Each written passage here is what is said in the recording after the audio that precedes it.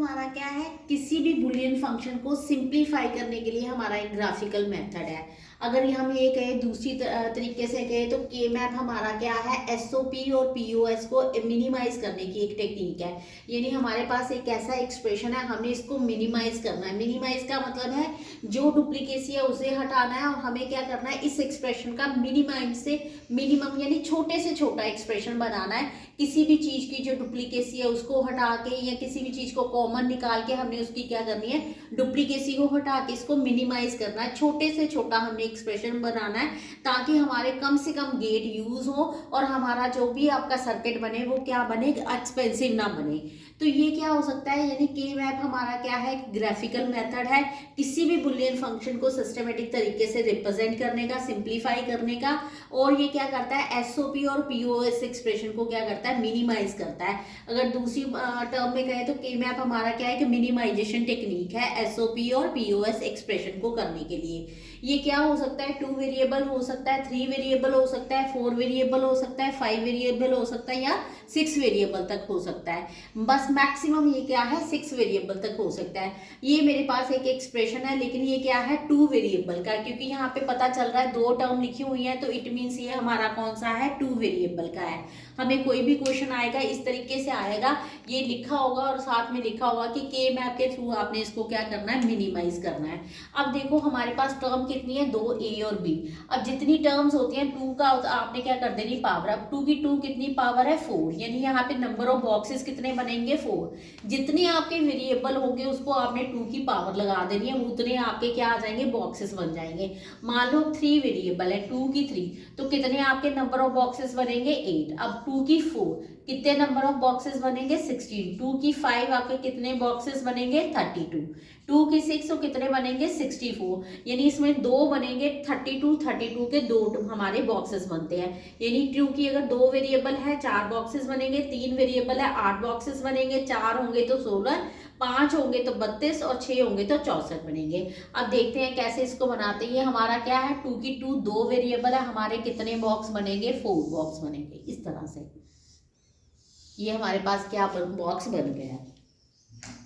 अब हमने क्या करा, इसके बॉक्स कितने बना दिए, 4, क्योंकि हमारे पास क्या है, 2 वेरिएबल है, बॉक्सेस कितने बने, 4।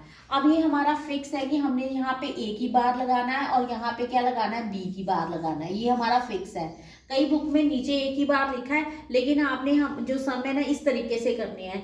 ज्यादातर बुक्स में इसी तरह से देखा है, पहला हमारा कॉलम है उसको आपने ए की बार लिखना है, दूसरा आपको ए की बार लिखना है, यहाँ आपने ए लिखना है और यहाँ पे क्या लिखना है, बी लिखना है। ये आपका रूल है, आपने इसी तरह से लिखना है। ये जो हमारा पहला कॉलम होता है किसके लिए होता है, 0 के लिए होता है। दूसरा हमारा 0, ये हमारा 1 के लिए होता है। ये हमारा 2 के लिए होता है, इसे हम क्या बोलते हैं, 3 के लिए बोलते हैं। अब देखते हैं कैसे 0 0। अब देखो अगर मैं इसको इस तरीके से करूं, क्या है, 0 0 0 0 किसके इक्विवेलेंट होता है, 0 के।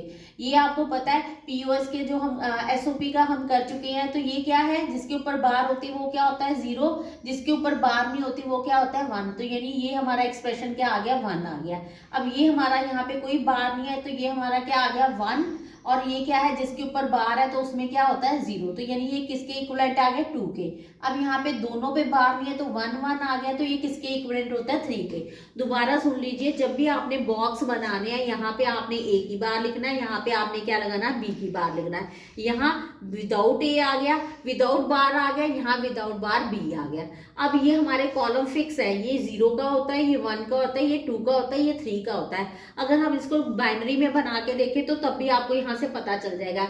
जिसके ऊपर बार होती है वो क्या होता है, 0। यानी यहाँ पे क्या आ गया, ए के सामने 0, बी की बार यहाँ पे क्या आ गया, 0 0 0 किसके बराबर होता है, 0 के। ए की बार है तो ये क्या आ गया, 0। बी के ऊपर बार नहीं, ये 1 आ गया, तो क्या आ गया, ये 1 0 1 किसके इक्विवेलेंट है, डेसिमल में 1 के इक्विवेलेंट।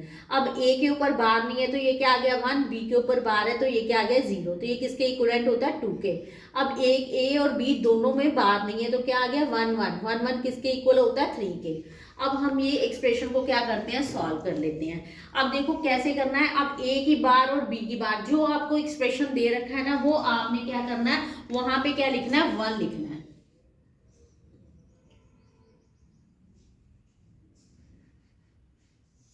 ये क्या दे रखा है आपको, ए की बार बी की बार, यानी ये और ये आया, इसके सामने ये वाला, यहाँ पे आपने क्या लिख देना, 1 लिख देना।